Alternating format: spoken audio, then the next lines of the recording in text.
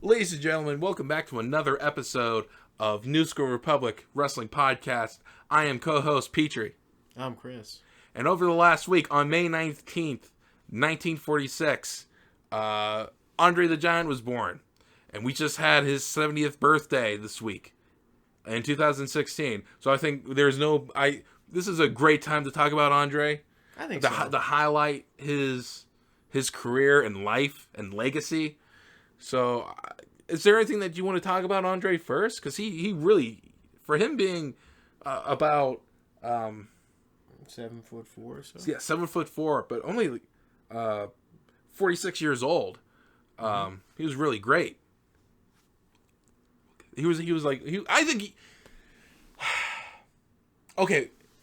I think when you talk about he was like one of the greatest professional wrestlers. He may have not have been the greatest technical wrestler. He may not have been the greatest on the mic, but you know what? If we're talking about professional wrestling is supposed to capture your imagination, and no one did that quite like Andre the Giant. Well, if you look at Andre the Giant too, you could say two different things. Like the younger version of Andre the Giant might have been a little bit more wrestling savvy, while the older version of Andre the Giant was more artistic and more of a performing psychology type of wrestler because Andre couldn't move back then. Yeah, right. So he kind of had to adapt to that as well. So both spectrums of the career are pretty excellent either way. I mean, you know, the match with Hogan, that's probably one of the biggest of his careers. Right. You know, so probably one of the biggest matches of all time because, you know, a lot of people couldn't name you a match like Ric Flair and Dusty Rhodes. A lot of people couldn't name him, maybe because it's been more recent, like Austin and The Rock. But like really, when people think about like a great pro wrestling match and in pop culture history, I mean, people are always going to go back to Andre and Hogan. Absolutely, it was like the biggest, and that really put, I think, WWF on the map at the time. Right. I mean, that drew 90,000 people to the Silverdome. And at least for like, I mean, WWF was always around, you know, the 60s and 70s. And I think it had its peaks too here and there with the way they, you know, had their big shows. But this was like, I guess you could say, this brought them to a greiter height with pay-per-view. I think that's where they took it to the next level with WrestleMania 3. Now, they had big shows back in the 60s and 70s as well. Right. Madison Square Garden, Shea Stadium shows, all that stuff. Even the first WrestleMania, even that match with Big John Studd. I mean, that $10,000 body slam challenge, you know, that played a very important part in the first WrestleMania. Yeah. I think a lot of people forget that, too. That kind of just goes over their head. I think WrestleMania 1 in general goes over a lot of people's heads. Yeah. I remember when we watched it, it was pretty sloppy. When you look back at it, it was basically a giant cluster. But like compared to Starrcade 83, that was more organized. But you look at this, it was just a giant cluster. Right. It just seemed like just a mess. Like everybody's just in a hurry, and it was just not. Yeah, don't forget, like, for as innovative as that first WrestleMania was, the first like 3 or 4 matches was about 15 minutes. They were over like very fast. I think a lot of the matches were forgettable too if you look at that card. But I mean, even if you compare it to Starrcade 83, that thing looked like just gold compared to WrestleMania 1. But that's another debate for another day. But WrestleMania 3, I mean, that was huge. I remember Dusty Rhodes even talked about it on his, I think his RF video shoot. He said they were on TBS. Turner was broadcasting like the news about WrestleMania. I mean, that's crazy. Yeah. Or it might have been CNN. I'm sorry, CNN. They TBS was still running. You know what? At that time would have been Georgia Championship Wrestling. Well, let's see. What WrestleMania 3 was 87. So that was Croc and all that. At the time, But I think Rose was talking about CNN, how they talked about, you know, WrestleMania 3, and that was huge at the time. And still, that was a problem with the NWA/WCW, always like still a few steps behind in the 80s. But WrestleMania 3 definitely that put Andre and Hogan on the map a million times over. I mean, and WWF at the time, you know, that was their big build for that match, and Bobby Heenan was a big factor in that. But I mean, it really got WWE over to that next level. I mean, because before that they've had other shows with like Bruno and stuff, and they always sold out and they did well, and they were able to get big cards at certain times. But that was just, it took it up to another level. definitely. Right. And it's just right when pay-per-view and all that was happening. So. And Andre was a big part of that. Mm-hmm. He was huge. I mean, without Andre the Giant, trying to do a WrestleMania 3, I don't know who you put in, Who else was well known? Going back, I'm trying to think when was Princess Bride. Well, that was, I think, 88. So that's 88. Okay. And that WrestleMania, they did a rematch, but it was in that tournament, and I don't think that was as big as WrestleMania 3. No, because it just ended kind of sloppy, and that was the whole point of it. It really wasn't meant to be like the show stealer, but WrestleMania 3 was definitely huge. And then another thing with Andre the Giant, Princess Bride came out in 87. Oh, 87. Okay, right. I thought it was 88. Okay, so that's about about the time. But he was still like a well-known name. Like you have a big match like that, then you have like a big movie like that coming out. I'm like, Andre the Giant was a household name back in the day. Exactly, it put him on the map. He did a lot of TV shows, commercials. He did the Honeycombs commercial. Yeah. He was in the Incredible Hulk. Just a lot of different shows. He was in the Incredible Hulk at one point. I don't know. Or was he like a villain? He was like some kind of, I guess like Bigfoot or something. He was Bigfoot at least. Yeah. I know he was like Bigfoot. But I mean, he's been in a lot of films and stuff. He was also in the movie Training Mom from like 1991. Yeah. He was like a part of the Carnival Circus thing. So he definitely had a great acting career, there's no doubt. Also, I think something to talk about. He was always the king of the battle royals. He was, yeah, he did.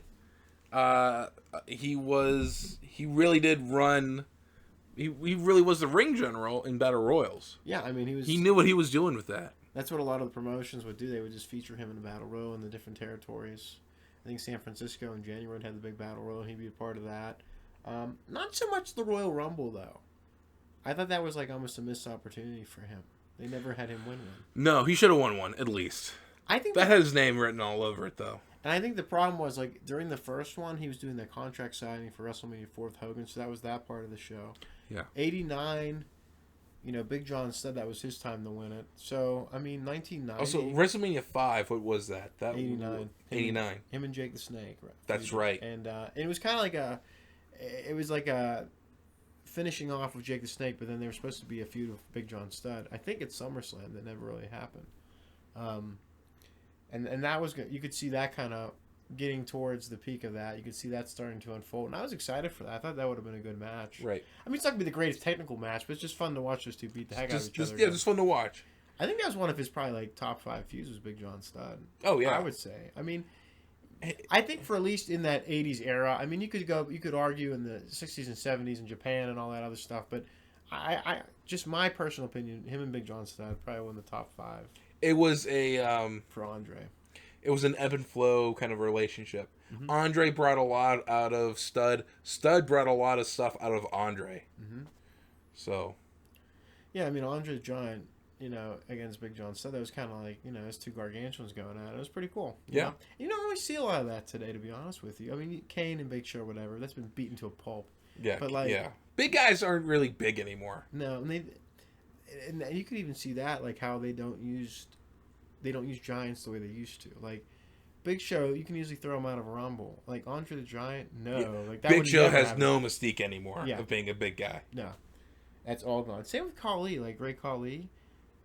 To me, if like that man's in a ring, how are you gonna get him out? I mean, it's gonna take some time. But now it's like, throw him out, whatever. They lose that mystique. But Andre the Giant, definitely king of the battle royals. Never won a rumble. It was actually supposed to be in the 1991 Royal Rumble. But then I think because of he got injured in Japan, that's where they pulled him. I thought that would have been neat against, like, have a showdown between him and the Undertaker or something. Yeah, they were only in one match together, and it was a battle royal. Mm-hmm. But I forget, like, really, they were only. It was almost like a Royal Rumble because they only crossed paths in the ring briefly. Mm. So it wasn't like they had a whole match together and they had like this big stare down. No, it was like very briefly. It was like towards the end. Like Taker was in the match. He got eliminated. Then Andre came out. They never crossed paths. But like that was like the one match. It was like Prince Albert Hall, Royal Albert. I don't know. He wasn't in that. Sorry, I hate that. Andre wasn't in that match. The Albert Hall thing. Yeah. I thought he was. No, he wasn't in that. He wasn't there. I'm sorry. I better stop recording then. Yeah, this is start again. Sorry. No, it's okay. But yeah, he wasn't a battle royal though. It was a house show I read. So Undertaker might have been in that. I don't know.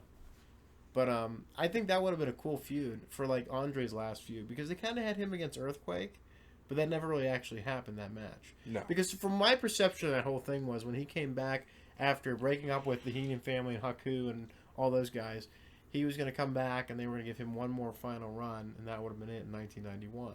So I thought, well, that would have been good, him against, the Undertaker. But they were getting him towards Earthquake, but then it never really came to be because I guess he was just in a few matches and that, his health wasn't too good.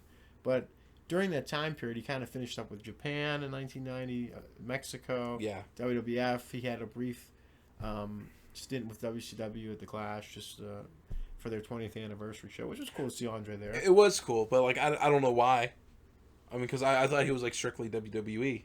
No, he was in like the NWA territories and stuff. Okay. Because they were basing it more on like the 70s and 80s, and back then, he was kind of a part of that too. That makes sense. But from like a fan's perspective of WCW, I mean, when did you ever see Andre there? Hardly, slim and none, never. I mean, but, if that. Yeah, no. He's more of a WWF guy, but that was his last appearance, and then he passed away. But yeah, definitely the king of the battle royals. I mean, he was also like just big in Japan. Right, absolutely. I mean, if you haven't, Andre the Giant, Stan Hansen, 1981. Yeah. Holy crap! Is that a fun, brawling match? Mm-hmm. I would love to see matches like that. Guys just punch the shit out of each other and cause chaos. I actually found a match with him against Yokozuna. Really? A 6-man tag in Mexico. Yeah, he was weird, rare stuff like that. Because this was like around 1992, I think. I think it was 92. Yeah, because this is before he passed away. But you could tell he wasn't in great shape. But it was him and like two other luchadors. I think like Connect and somebody else against like Yokozuna and like two other people. This was right before he went over to WWF. So that's pretty cool to see that. You kind of wish you could see Andre, for a few more years. I mean, it would have been neat to see him like in the same Rumble as Ric Flair or wrestle Sid Vicious, things like that at the time period, or have him against Savage, or something like that again. Him actually making a jump over to the WCW. That would have been or maybe not. Too. Yeah. Or maybe not. Well, imagine him like ECW or something, wouldn't that be? I never thought about that. Because you could get a whole new life over there. I mean, that would have been crazy. Everyone would have lost their shit. And that was like a huge hodgepodge anyway, so why not, But yeah, definitely to see Andre in Japan, I mean, he had some great matches. And the one thing too, they always talk about, Hogan was the first one to slam him. I mean, not really. No, it was Stan Hansen. Yeah. I saw Harley Race slam him. Harley Race too. I've seen Kamala slam him, so a lot of people slammed him. But like he was smart with that. He was. So I think that's like really important. We have some people coming home. We do. Hold on one second. Okay. See what happens. Oh, we're good. We're fine. I think that, Andre the Giant, he's always going to have a legacy. Now they have the Battle Royal honoring him. I think that's good, too. Yeah. So I think, in the scheme of things, I think Andre the Giant, definitely a great professional wrestler. Maybe not like a Dean Malenko technical, but definitely a great performer. I mean, he definitely has a spot, in wrestling history. Like, for sure. Even when he was still alive. Even when he entered the business. And it was like one of those things I've heard on many interviews and podcasts and radio spots where they say that it's either Andre liked you or he didn't. Right. And if he didn't like you, your life was horrible.